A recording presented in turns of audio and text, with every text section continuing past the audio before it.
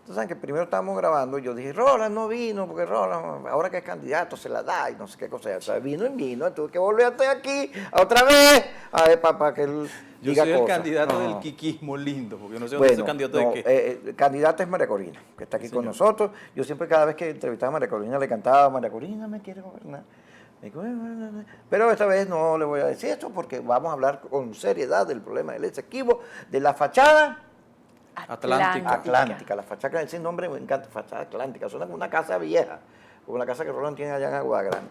Ajá, leí tu nota, me pareció interesante, la evaluación sobre el conflicto. Yo creo que Maduro, las encuestas son los que están obligando a que Maduro cada día asuma una posición más beligerante, porque eso lo habían dejado pasar, porque eso es mentira que el imperio, ahí están los chinos y están los rusos, que son los grandes aliados de Maduro. Y luego está la política de Chávez que permitió que Guyana avanzara, hiciera todo lo que le diera la gana, porque para Chávez ese voto y esa influencia en la OEA y en los organismos internacionales era clave para que el imperio no lo fregara, entonces dejó hacer. Y eso no lo vamos a, eso no se puede tapar con un dedo. Pero bueno, tú eso reconoces, dices, bueno, esta postura, Dios quiera y avance y se defiendan los intereses internacionales, que por cierto han sido muy, ese es un tema que ha sido muy mal manejado. Pero bueno, dilo tú mismo, para yo no hacer una interpretación, sino que sea la María Corina misma quien la haga. Gracias, Kiko. Gracias, Roland. En efecto, estamos hablando de un tema que es de política de Estado y no es política de gobierno y muchísimo menos un tema electoral. Porque estamos hablando de soberanía y estamos hablando de integridad territorial.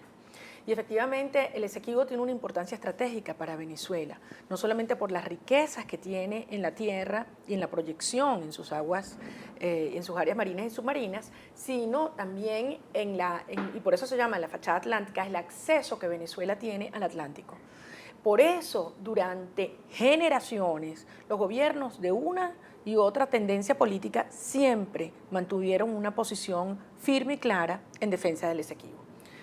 A diferencia de lo que hemos visto en los últimos 11 años, en los cuales yo no tengo la menor duda que es una decisión influida o promovida desde La Habana, porque debemos recordar que Fidel Castro siempre ha estado del lado de Guyana en la reclamación del Esequibo por parte de Venezuela. Ahora, durante todo este tiempo, efectivamente, como tú has dicho, hemos advertido, hemos exigido, hemos denunciado, estuvimos en el Esequibo, un grupo amplio de diputados, haciendo y expresando nuestra soberanía, porque el Esequibo es Venezuela, pero hemos visto que por las razones que podemos abordarlo ahora, qué es lo que hace que se produzca este cambio, vamos a analizarlo. Pero la realidad es que lo que Maduro expresó en su locución, en su última locución en la Asamblea Nacional, incorpora una serie de acciones que consideramos convenientes. Por ejemplo, retomar la controversia y decir que Venezuela va a defender sus derechos. 2, llamar a la consulta a la embajadora.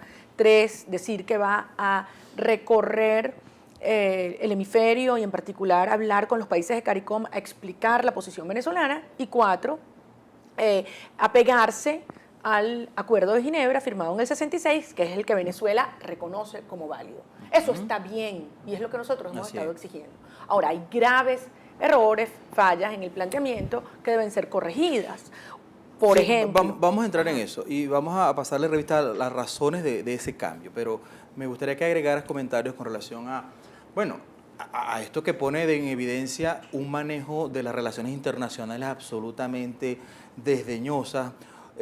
Un gobierno que durante 16 años estuvo apostando a la geoestrategia, jugando con la chequera petrolera venezolana, precios especiales para el CARICOM, buscándose apoyos, votos en los organismos internacionales.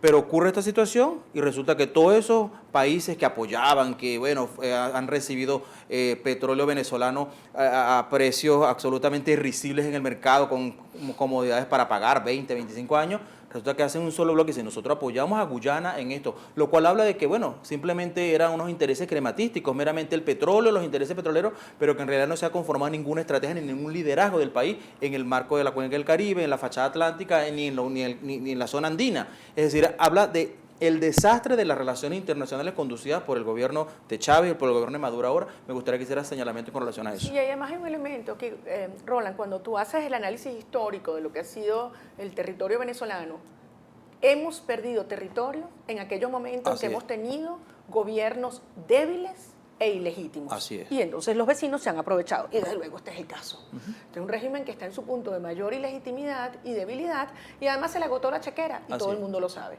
Y hasta los propios cubanos hemos visto lo que le hicieron. Le dieron la espalda y miraron para el norte. Buscaron un salvavidas en otra parte. Entonces, desde luego, aquí hay todo un tema geopolítico que ha cambiado el tablero y, como bien decía Kiko, también hay una situación interna caótica en el cual Maduro ha perdido todo liderazgo con la gente, incluso con las mismas Fuerzas Armadas. Porque una cosa que debemos ver en estos últimos años, que quien ha mantenido en determinados cohesión, momentos posiciones firmes ha sido la Armada. Así es. Recordemos el incidente del Del Ternic Calda. Perdana, ¿no? Y del Ternic Ah, Perdana sí, en sí. el año 2013, cuando la Armada actuó y sacó de aguas venezolanas un buque que venía a explorar. Así es. Pero ustedes saben lo que pasó el año pasado, en septiembre del año pasado. Otro buque, venía el Prospector, la Armada se enteró Cancillería, se enteró el CEO, el Comando Estratégico Operacional, decidieron actuar contra este buque hasta que recibieron una orden de Miraflores parando las acciones. Y por culpa de Nicolás Maduro, el buque entra el año pasado en aguas venezolanas. Ahora, lo importante es lo que tú dices, bueno, ¿qué hace que esto cambie ahora? Bueno, yo creo que hay una circunstancia, desde luego, interna, que presiona a nivel de opinión pública, a nivel, yo estoy segura, de las propias Fuerzas Armadas, de los componentes que entienden lo que esta actitud permisiva e irresponsable representa como daño a los venezolanos, no ahorita, sino hacia el futuro. Y que esto debe ser una política de Estado. Ahora, es tan improvisada que emiten un decreto el mes pasado y ya lo tuvieron que modificar y rectificar. Pero yo quiero insistir en lo que debe hacerse, adicional a lo que Maduro ha dicho. No es conveniente mezclar los dos temas, Colombia y Guyana, ni en una misma ley ni en una misma comisión. Son problemas distintos. Así es. Y además, estratégicamente, te estás tirando dos enemigos que es inconveniente. Primero resuelve uno y después el otro, o en todo caso con políticas distintas. Absolutamente. Y con mecanismos que se han avanzado, que son diferentes. Segundo, internacionalizar el conflicto. Venezuela siempre ha resuelto sus problemas limítrofes de manera bilateral. ¿Qué es eso de que ahora vamos a ir para UNASUR, para CELAC? Eso lo que representa es un enorme riesgo para nuestra nación. Y bueno, y desde luego, no se ha producido, lo fundamental es que envíen notas de protesta formales de Cancillería. En segundo lugar, que se nombre un representante, hasta el buen oficiante tiempo completo. ¿Ustedes saben quién es el representante de Venezuela ante el buen representante de la ONU? Bueno, nada más y nada menos que el señor Roy Chatterton, que tiene otros 5 cargos. Ay, Dios.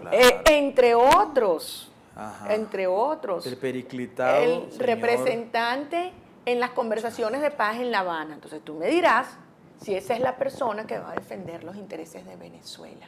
Hay que dictar el decreto de la plataforma continental del Estado Delta y del Estado Sucre. Eso es un derecho que tiene Venezuela y debemos hacerlo. Y bueno, la tan estimada ley de defensa y desarrollo de la fachada atlántica, a la cual Mira, Kiko hace otra mención. cosa, María Corina, como vamos a meternos en todo un poquito. Fíjate, a Ceballos lo inhabilitaron. Nosotros lo dimos aquí, van a inhabilitar a Ceballos. Tengo entendido que vienen por ti también. Después van a meterse hasta con Julio Borges, me dijeron que se lo van a llevar por medio. Y yo he venido diciendo, oye, no puede ser que esa política del gobierno de tratar de ganar en la mesa lo que no tienen en los votos, con tramposerías, inhabilitaciones y cosas de esto, hay trucos del CNE, no puede ser que esa política avance y tú te la cales.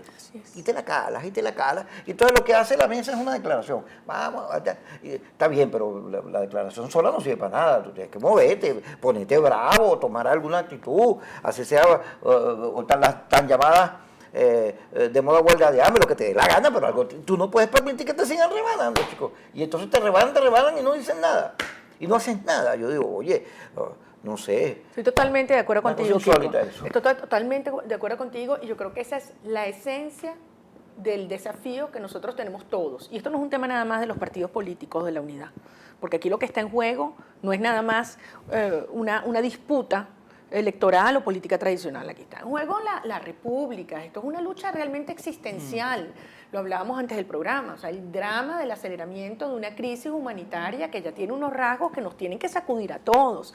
Entonces, en primer lugar, asumamos, estos son elecciones en dictadura.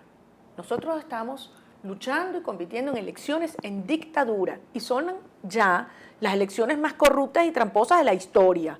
Ahora, lo que tú dices, no vamos a quedar de brazos cruzados.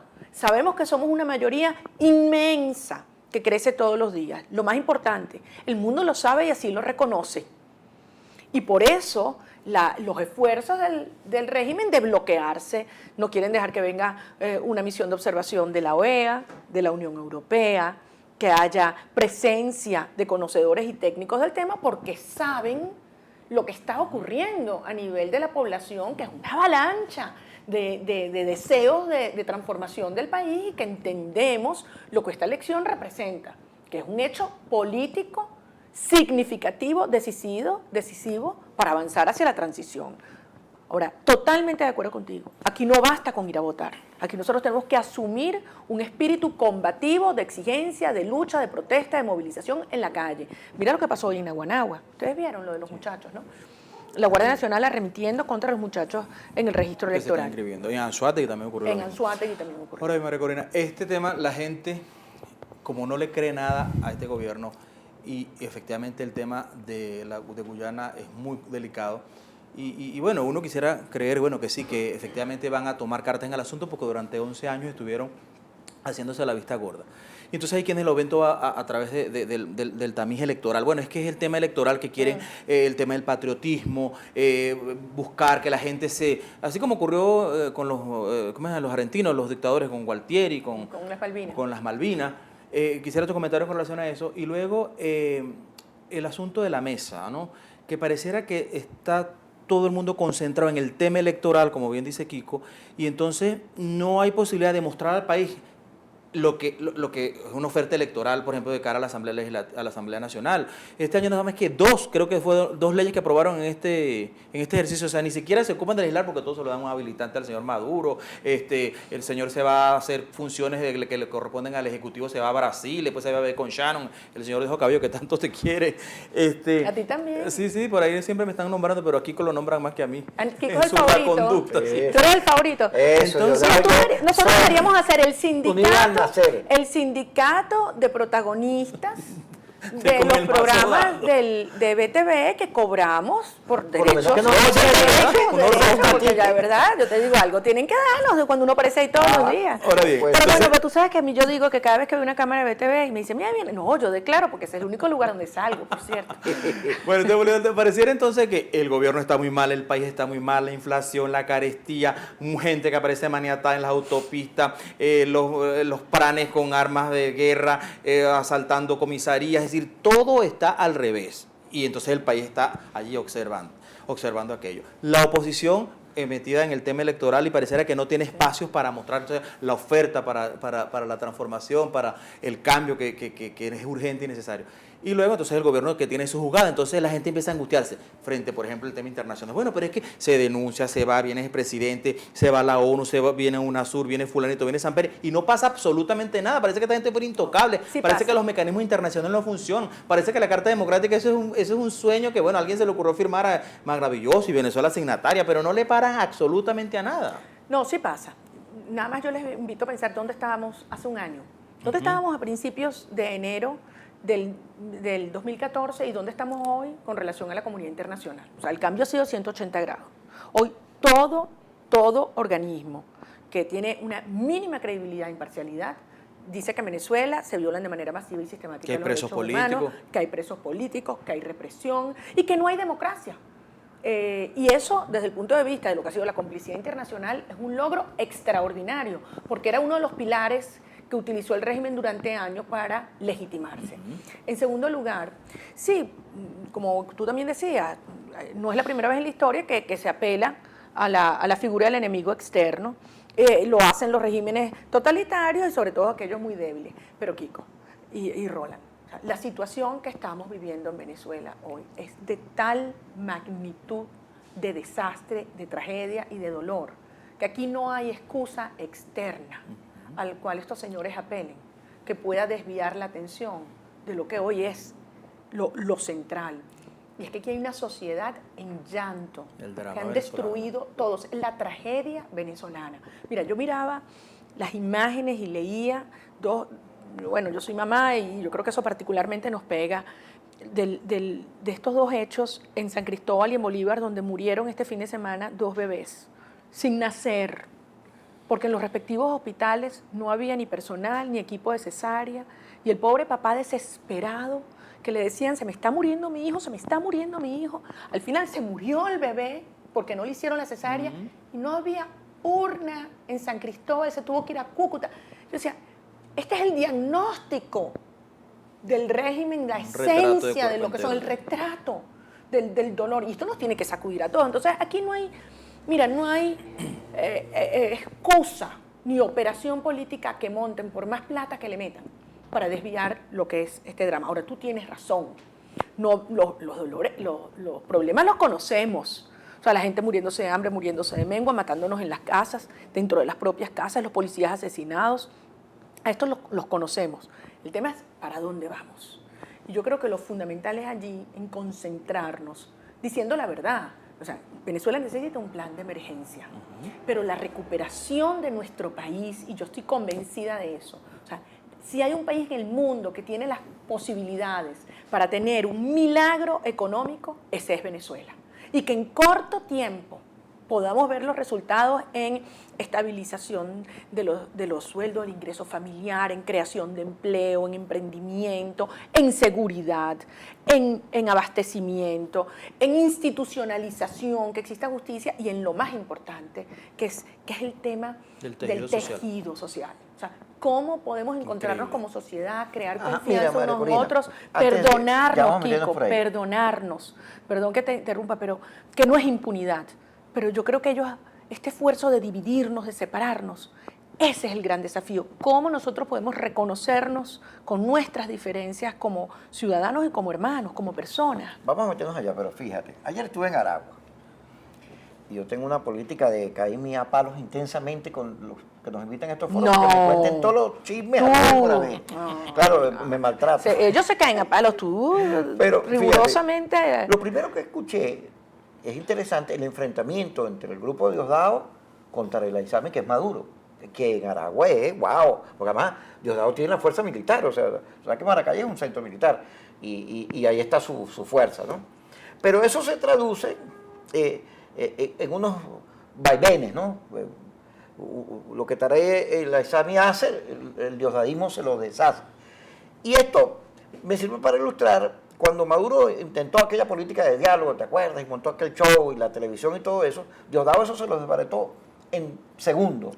Porque Diosdado apeló al radicalismo, a la herencia chavista, que Chávez nunca se reunió con la oposición, al enemigo ni agua, y esa fórmula yo creo que es muy difícil llegar a algún acuerdo con el gobierno. Yo creo que los demócratas siempre tienen que buscar acuerdos, hablar, reunirse, nunca deben negarse a nada, pero estos señores nunca van a negociar nada. De manera que las tesis de transición, hablar de transición con una gente que no tiene disposición a eso, sino que siempre, tú puedes ganar la asamblea, pero ni eso los va a hacer a entenderse contigo.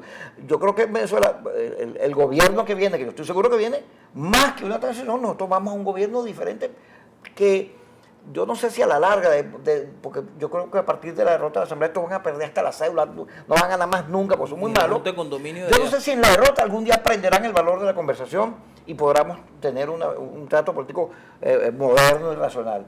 Pero es difícil creer que en Venezuela se puede lograr una transición, es decir, un cierto entendimiento para ver cómo resolvemos los problemas con una gente que tiene una fórmula que es al enemigo sin agua. Dije todo esto para irme al corte, ya regresamos con María Corina, porque todo esto es ¿Y vas a volver a cuenta ahora otra vez? No, al final no. Pero digo, la gente está interesada, señores amigos de Ver TV Noticias. Como ustedes grábenlo y adelanten donde Kiko habla, nada más esperen la respuesta. Bueno, eso se puede hacer. Ya regresamos.